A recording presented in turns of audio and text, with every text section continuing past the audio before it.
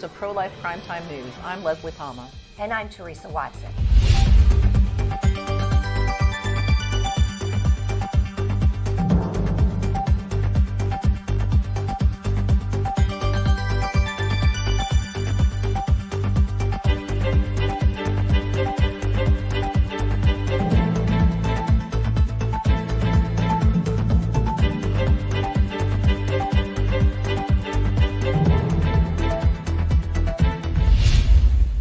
The abortion landscape in the United States changes on a daily basis as a result of last week's Supreme Court decision overturning Roe v. Wade.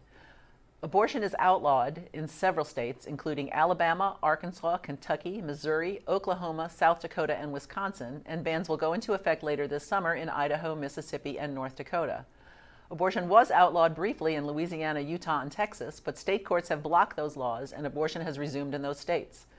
The ACLU and abortion providers, including Planned Parenthood, have challenged bans in other states with decisions expected soon. Several states have enacted so-called heartbeat bills like the one in Texas that protects babies as soon as a heartbeat can be detected about 6 weeks into pregnancy. Heartbeat laws are now being enforced in Ohio, South Carolina, and Tennessee. There's an interesting situation in Wisconsin. No one seems to know if abortion is legal or not. A law on the books since 1849 bans abortion in every instance except to save a mother's life, but it's being challenged by the Attorney General, who says the law is so old that modern generations never consented to it. While confusion reigns in the state, providers have stopped performing abortions. Welcome back. It's been a week since the Supreme Court overturned Roe v. Wade and returned regulation of abortion to the states. I've asked Father Frank Pavone, National Director of Priests for Life, to join us this evening to talk about what's been happening during this momentous week. Father Frank, several states had laws on their books, some going back as far as 1849, to outright ban abortion, but they were never able to enact them since the 1973 Roe v. Wade decision. Now that Roe v. Wade has been overturned, several states have banned abortion outright, only to have state courts block the laws.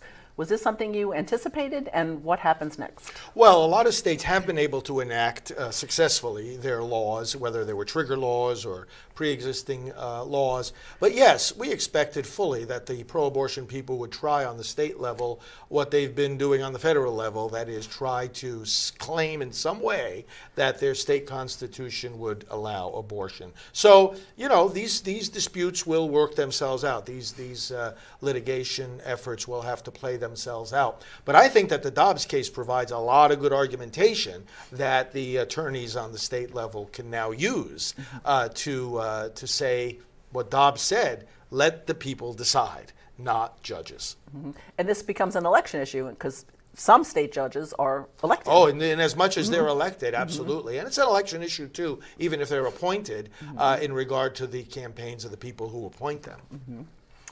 All right, abortion supporters this week have been talking about the need to pass a federal law guaranteeing the right to abortion. And House Speaker Nancy Pelosi continues to push the Women's Health Protection Act, which the House passed but has died twice in the Senate. It's an extreme bill that would repeal every state law regulating abortion. Does this bill demonstrate how out of touch the Democrats are with the American people? And if so, how can pro-lifers exploit this weakness? It shows how out of touch they are. The weakness of the bill is that it's so extreme. People need to know that. That's what we need to do as pro-life people. Have the voters understand how extreme it is. Even the legislators may not be aware how extreme it is. But people listening, for example, who are parents and have minor age daughters, you want to know if your daughter goes to an abortion facility? You know, those are some of the laws that are in place in most states that a bill like this would aim to get rid of. It's all meant to increase the abortion industry's profit, increase business for the abortion industry. So we got to keep shining the light. You know, they've been trying, the abortion side, to pass an extreme measure like this for decades, even since the Clinton years. So then they've never succeeded because there have never been any survey of the American people that shows that they want such an extreme policy. And this week we've seen protests in places like California, New York, and Vermont, all across the country really. But in these places, abortion is still very legal and available throughout pregnancy. Do you think people misunderstand what the Supreme Court did? I think a lot of them are ignorant of what the situation really is. Either what the Supreme Court was actually saying, that, you know, you can still keep abortion legal if your lawmakers decide it. And they have decided it in Vermont, California, and New York. So do these people not know that? I bet a lot of them don't. But also remember, there's a push for, well, first of all, there's a certain kind of pro-abortion person who will protest even if a single abortion is prohibited anywhere in the country or anywhere in the world. And they're just fanatical that way. And others very deliberately are trying to push for an international human right of abortion. And that is at the core of what some of these people are saying. So they'll protest anywhere at any time because of any abortion limitation. But again, it just shows their extremism. All right, well, thank you very much for joining us, and I'm sure you'll be back. Yes, thank you. Happy birthday to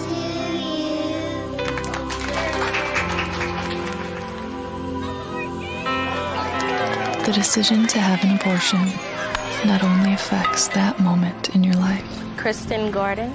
it affects many precious moments to come. I now pronounce you man and wife. Please remember, where there's life, there's hope.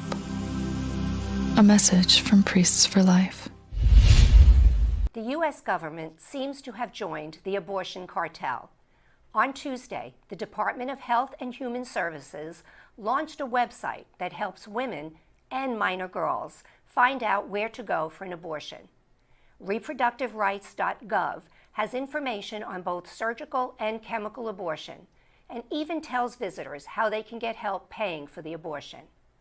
Many of the sections refer to the site abortionfinder.org, which was created and funded by Planned Parenthood, the National Abortion Federation, and independent abortion profiteers. Abortion Finder also refers women under 18 to a third site, reprolegalhelpline.org, that tells these minors how to have an abortion without their parents' knowledge. It's no surprise that national leaders are colluding with the abortion industry. The day the Supreme Court announced its decision on Roe v. Wade was a sad day for the court and the country, President Biden said, while House Speaker Nancy Pelosi called the decision outrageous and heart-wrenching, and also inexplicably read a poem called "I Have No Other Country" by an Israeli poet.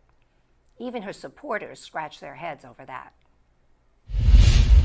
In an immediate reply to the U.S. Supreme Court overturning Roe v. Wade last Friday, the Biden administration created a new pro-abortion benefit for federal employees. On Monday, a document was published by the U.S. Office of Personnel Management. This document states that federal employees may now use sick days if they or one of their family members needs to travel for medical care. While the document does not mention abortion, it is well known that the Biden administration believes that medical care includes killing unborn babies. I had an opportunity this week to meet with Janet Marana, Executive Director of Priests for Life, to break this down and discuss other options that the government should be spending funds on to help women and children with real medical care.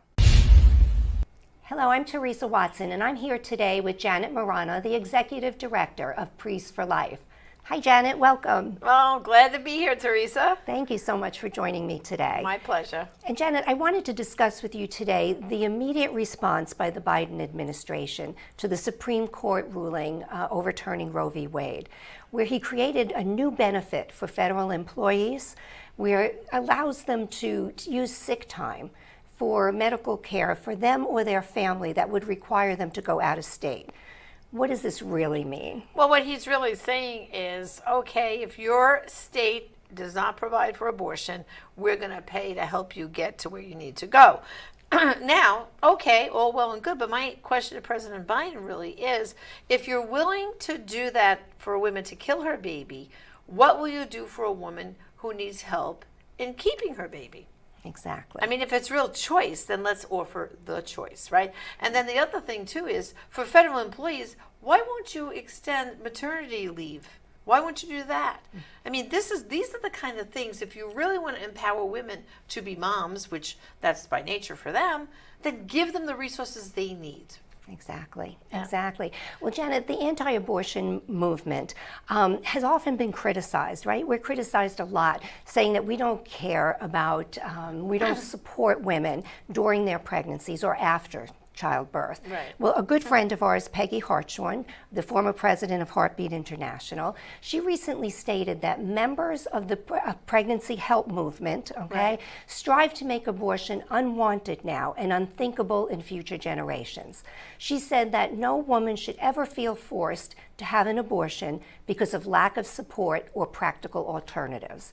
You mentioned some of them, but what are some ways that the federal government could use these funds to help pregnant women and help the babies afterwards? Well, first of all, as Peggy is stating, there are 2,800 pregnancy resource centers all over the United States. There are just a little bit over 600 freestanding abortion clinics. Now, Planned Parenthood, through Title X, the government funds a whole bunch of money, goes to them to provide abortions. Of course, they think most of it isn't going to provide abortions, but it really is. We know that's their cash cow. So my question to the Biden administration is, if we really have choice, how about we split that money? This big, millions and millions and millions of dollars that go just to the abortion industry, why can't half go to the pregnancy resource industry and half to the abortion industry? To me, that's real choice. But they won't consider that. Isn't that terrible? And again, maternity leave in the United States should be expanded. I mean, countries like Norway and Sweden, they give like a whole year that the government pays maternity leave because they put motherhood as a top thing on their list. And also, too, did you know most of Europe only allows abortion up to 12 weeks? And here in the United States, even though we overturned Roe v. Wade, there are a lot of states that already have laws like New York, California, Oregon, Washington, Vermont, Illinois, and it keeps growing, that will still allow abortion till birth. We are like communist China, North Korea, and other communist nations. Shame on the United States, and shame that we can't do more for mothers. Yeah. Well, what about all these pregnancy centers now that struggle, right? A lot of them are in small rural communities. And what do you say to people? How can we help them? What can we do? Oh, very simply, Teresa.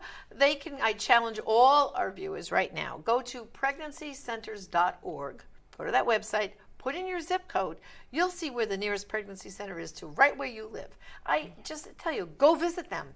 Offer to volunteer. And if you have some extra money, why don't you offer to donate to that pregnancy center? Encourage your church family to partner with that pregnancy center. There's so much that can be done. So again, pregnancycenters.org. Put your zip code in and get involved today. That's great advice, Janet. So, there's so much more for us to talk about, right, on this topic. So, will you come back again? Absolutely. Okay, so one last question. If you had an opportunity to talk to President Biden about this new benefit, that he's giving federal employees, what would you say to him? I would say, President Biden, I shouldn't call him that, but I will. President Biden, please know, you need to listen to what abortion does to women. I challenge you to go to abortiontestimony.com. Read the stories of women who've had abortions. It doesn't always turn out as well as you think. Physical, psychological damage. You're actually providing a gateway for women to be hurt more and also destroy the lives of children. Why not invest more in motherhood and babies? Amen. Well, thank you, Janet, for taking the time to be with me here today. Absolutely. And we thank you. I'm Teresa Watson. I want to be a fireman when I grow up. I want to be a teacher. I want to be president of the United States. I want to find a cure for cancer. The choice to have an abortion alters the course of the future. Please remember, where there's life, there's hope. A message from Priests for Life. The singer Pink went on a Twitter rampage this week to say that anyone who is happy to see Roe go should never listen to her music again. And Green Day frontman Billy Joe Armstrong told a British audience he will renounce his U.S. citizenship and move to England since abortion is no longer legal on a national level here. Someone might want to tell Armstrong that in the United Kingdom, 2 doctors have to agree an abortion is necessary before a mother can terminate a pregnancy, and it must be carried out by a licensed physician. Also, in Phoenix last week, the singer Halsey gave an impassioned speech about her love for abortion and then watched as fans left the stadium in droves. The number of companies offering benefits to employees who cross state lines to kill their children continues to grow. Some of the big names include Airbnb, Amazon, CVS, Macy's, Netflix, PayPal, Uber, Yahoo, and Walt Disney. No word on if these companies will help employees hoping to adopt. Shortly after the Supreme Court ruling on Roe v. Wade was announced last week, Facebook and Instagram began taking down posts that offered abortion pills to women in states where they are banned. A spokesman for Meta, the parent company of both social media giants, said the company prohibits the sale of guns, alcohol, and drugs on its site. Abortion supporters say they are being unfairly targeted. And now we turn to political news. In the last year, over 1 million voters across 43 states have switched to the Republican Party. It looks like the red wave has started, with the midterm elections just around the corner. Elon Musk said that he is ready to vote for a Republican candidate. Musk said that he is neither Republican nor Democrat, and in the past has overwhelmingly voted Democrat. However, that is about to change. Musk said, "I might never have voted for a Republican. Just to be clear, now this election, I will." Lee Zeldin won the New York Republican primary for governor, defeating Andrew Giuliani, son of Rudy Giuliani, and 2 other opponents. He will face off with New York's Democratic Governor Kathy Hochul this fall, who won her primary on Tuesday. Hochul, an abortion extremist, is currently serving out the remainder of former New York Governor Andrew Cuomo's term after Cuomo resigned from office last year in a sexual misconduct scandal. A political earthquake in California has the left on the run. Earlier this month, voters in Deep Blue, California rebuked Democrats in both the Bay Area and Southland. In San Francisco, a progressive prosecutor was recalled, and in Los Angeles, a billionaire former Republican is in the runoff for mayor. This shows that even in top Democratic power centers, midterm year liberal voters are fed up. It's a bleak sign for Biden as Dems try to hold on to the House and Senate in November. Political analyst Ron Brownstein stated the result of the midterm elections will rattle the political landscape from coast to coast. And that's this week's political news in a nutshell.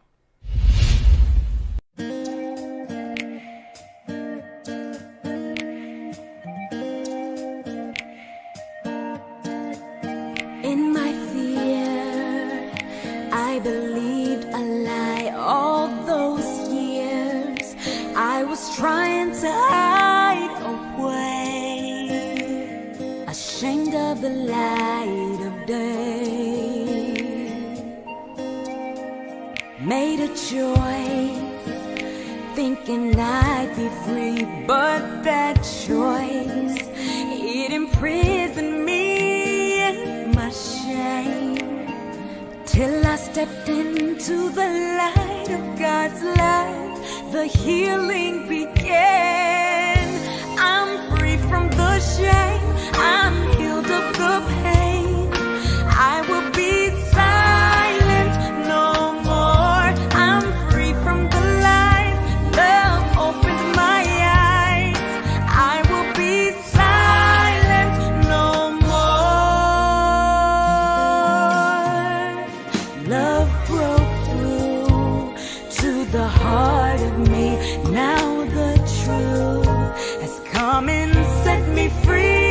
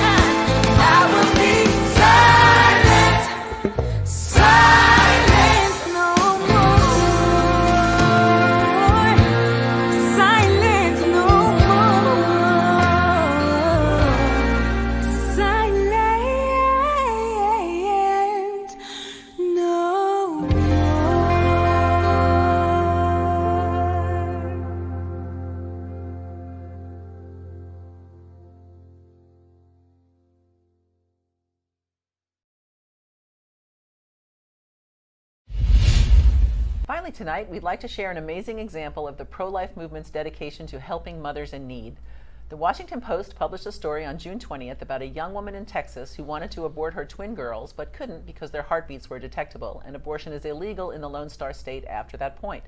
After reading the story, actress Patricia Heaton and other pro-life leaders helped to raise $50,000 in just 24 hours to help the new family. Last week, Brooke Alexander set up a GoFundMe page to help her and her husband buy diapers and formula and pay their housing and vehicle bills. Brooke is quoted saying, "I am 18 years old and I have 2 4-month-old twins.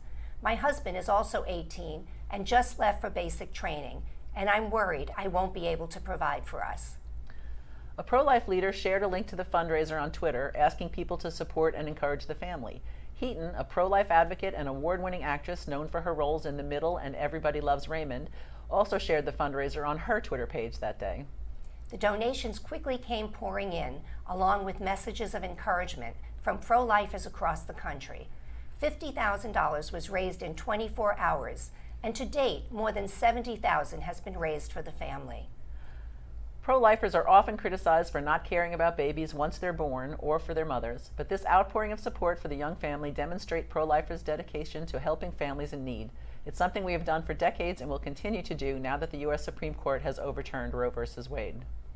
Now that states are once again able to protect unborn babies from abortion, pro-life advocates are working hard to expand support services for families through pregnancy resource centers, maternity homes, adoption agencies, and more.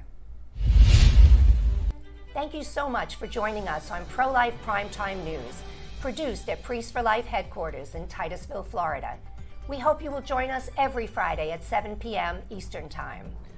If you have an idea for a story or would like to expose something in the abortion industry, please email us at media@priestsforlife.org. We hope that you will support this show and all of our broadcasts, including Just Ask Janet and Primetime Live with Father Frank, by making a donation to prolifegift.org.